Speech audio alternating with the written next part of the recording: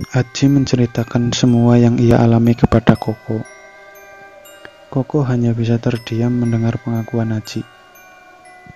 Koko terlihat hanya terdiam, tapi raut wajahnya menunjukkan kegelisahan yang ia tahan.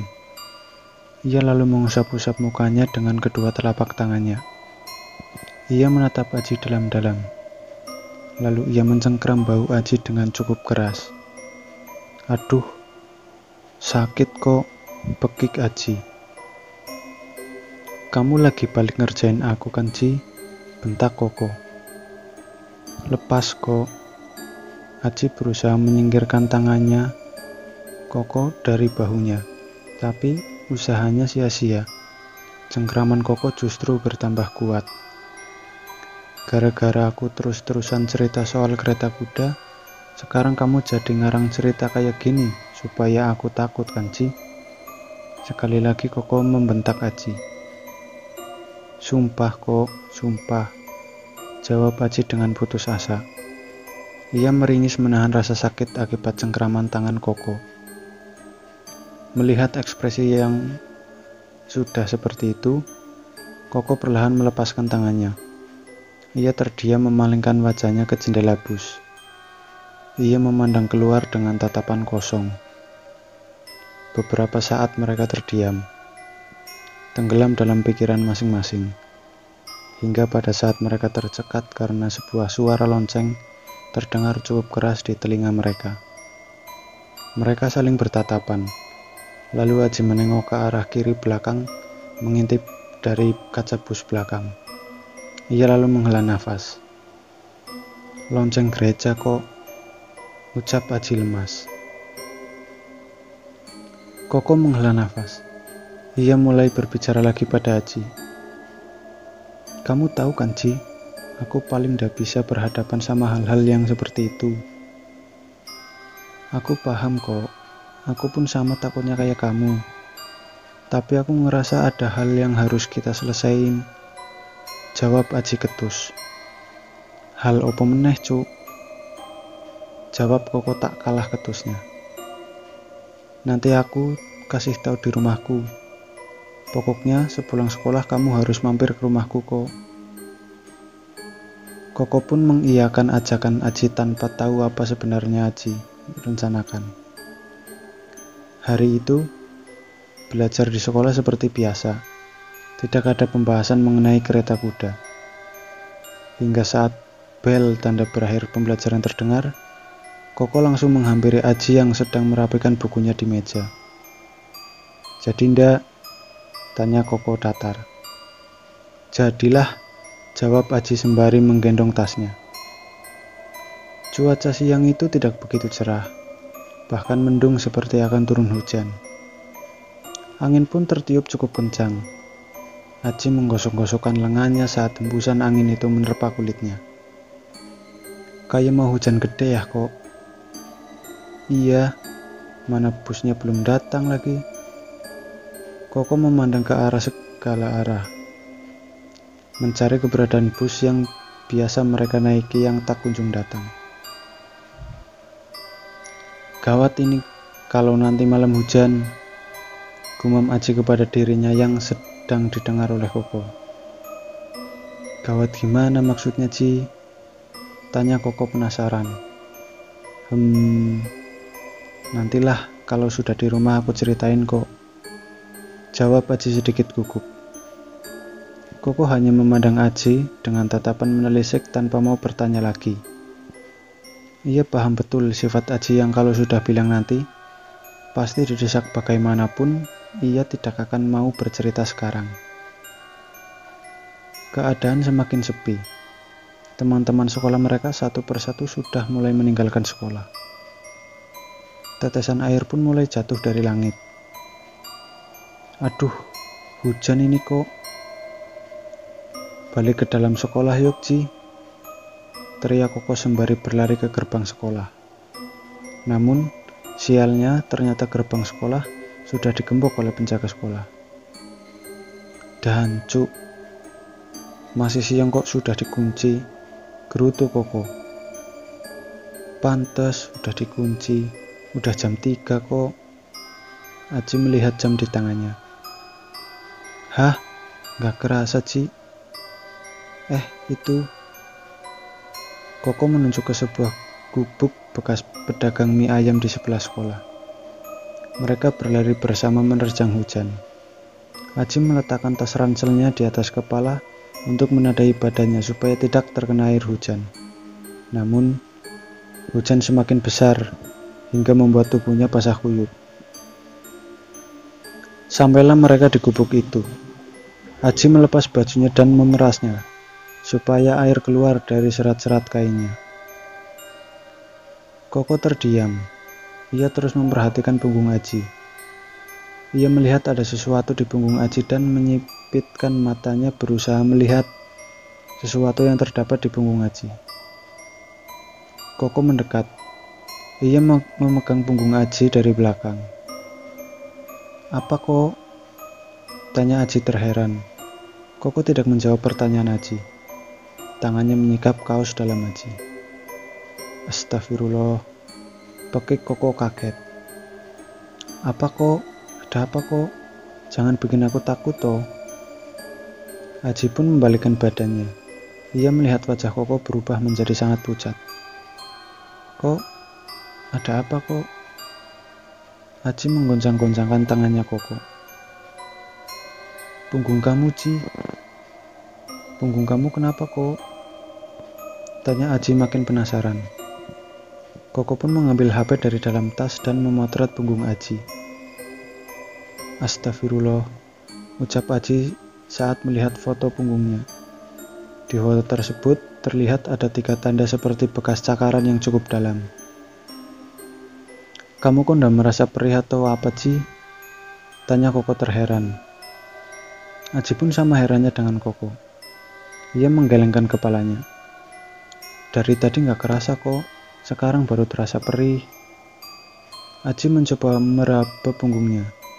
Aji merasakan ada sesuatu yang basah di tangannya. Lukanya berdarah, Ci. Aji pun menarik tangannya, terlihat darah itu membasahi tangannya. Kita pulang sekarang ayo, Ci, aku takut. Merengek Koko dengan wajahnya yang sudah pucat pasi. Aji membuka tasnya, mengeluarkan baju olahraga yang ia pakai tadi siang.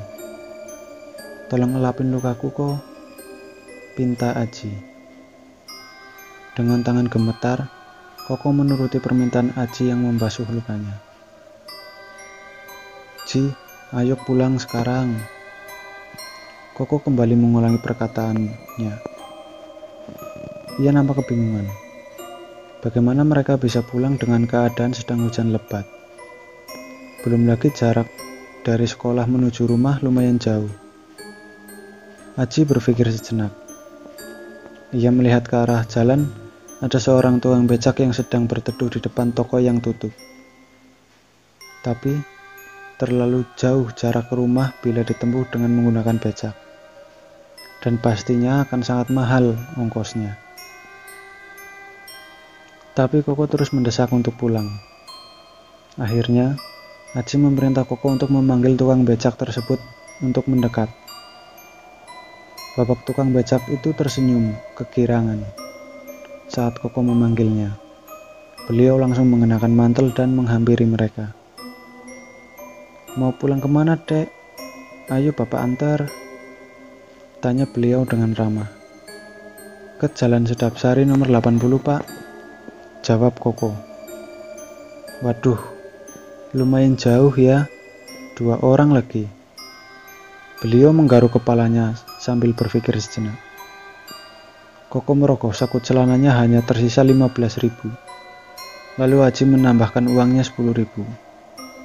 Pak De, kita cuma punya uang 15.000. Nanti sisanya dibayar di rumah ya. Minta sama ibu aku. Jelas Aji. Beliau pun mengiyakan perkataan Aji. Becak pun melaju dengan cukup pelan di tengah derasnya hujan. Dek, rumahmu jauh, biasanya ke sekolah naik apa? Baru pernah naik becak saya.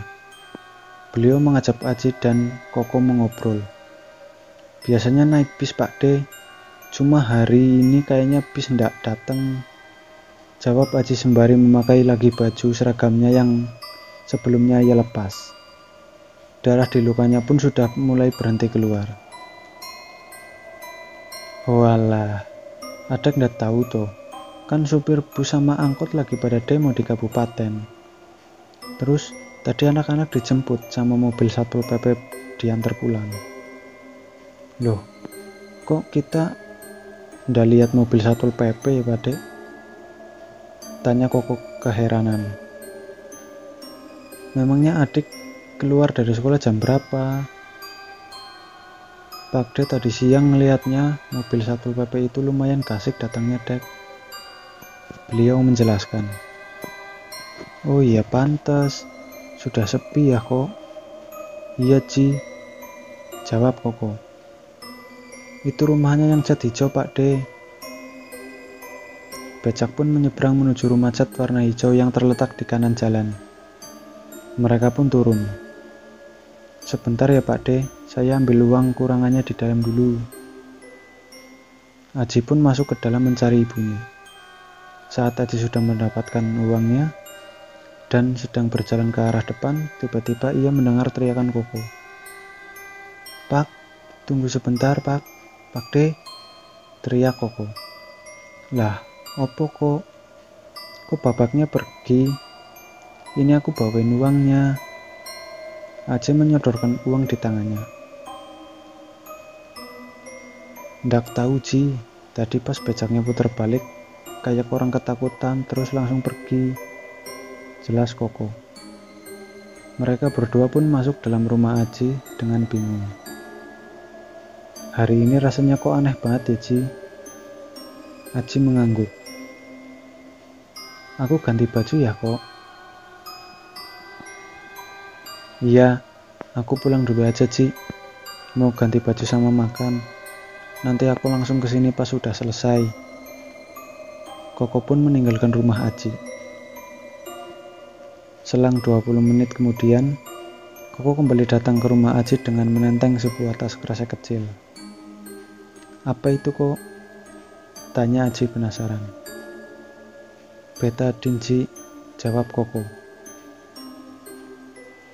Ia lalu mengeluarkan semua isi dari kantong plastik itu di atas lantai. Tidak hanya betadine, ia juga membawa kain kasa, plester, dan kapas.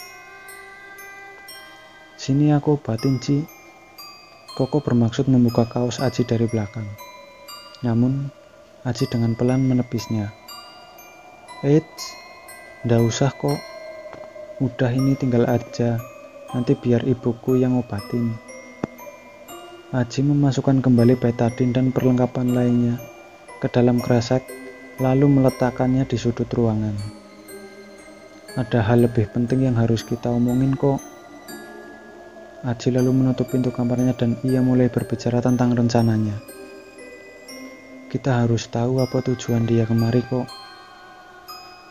Maksud kamu Ji? Tanya Koko kebingungan. Kita harus tahu dan tanya langsung ke dia kok. Gila kamu Ji. Ndak, aku ndak mau. Koko menolak ajakan Aji mentah-mentah. Ia terlalu takut untuk melakukan hal itu. Walaupun aku tahu kamu sebenarnya penakut, tapi biasanya kamu fanatik banget sama hal-hal kayak begini kok. Perkataan Aji sedikit membuat Koko tersinggung. Iya, memang aku suka nonton film horor, cerita horor, tapi ndak gini juga Ji. Dan aku tahu kamu Ji, kamu biasanya nggak mau peduli dengan hal seperti ini. Suara Koko mulai meninggi. Iya, ini memang ndak masuk akal dan di luar kebiasaanku kok. Tapi kita harus tahu supaya dia nggak gangguin terus. Aji menjelaskan pada Koko. Tapi nampaknya Koko tidak mau mendengarkan Aji. Ndak mau, ucap Koko untuk terakhir kalinya. Ia lalu bangkit dan keluar dari kamarnya. Dan ia pulang.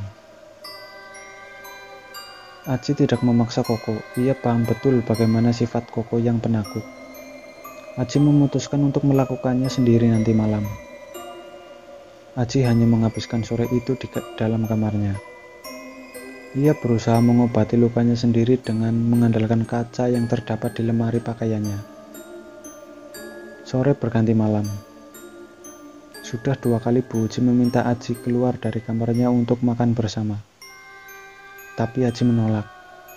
Padahal Aji sedang mengumpulkan keberaniannya untuk menghadapi malam nanti. Ia takut jika ia keluar malah akan mengurungkan niatnya, pikir Aji.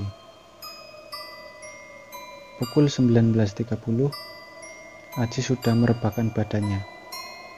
Ia men-setting jam di meja belajarnya supaya berdering pada pukul 23.30. Lalu ia mencoba untuk tidur. Di tengah tidurnya, ia terbangun karena mendengar suara Ibu Uci yang mengetuk-ngetuk pintu kamarnya. Aji membuka matanya. Ia tidak langsung membuka pintu. Ia berdiri melihat jam di meja belajarnya, ternyata baru menunjukkan pukul 8.30. Ji, buka Ji, teriak Bu Uci di depan pintu. Dengan langkah santai Aji berjalan ke arah pintu.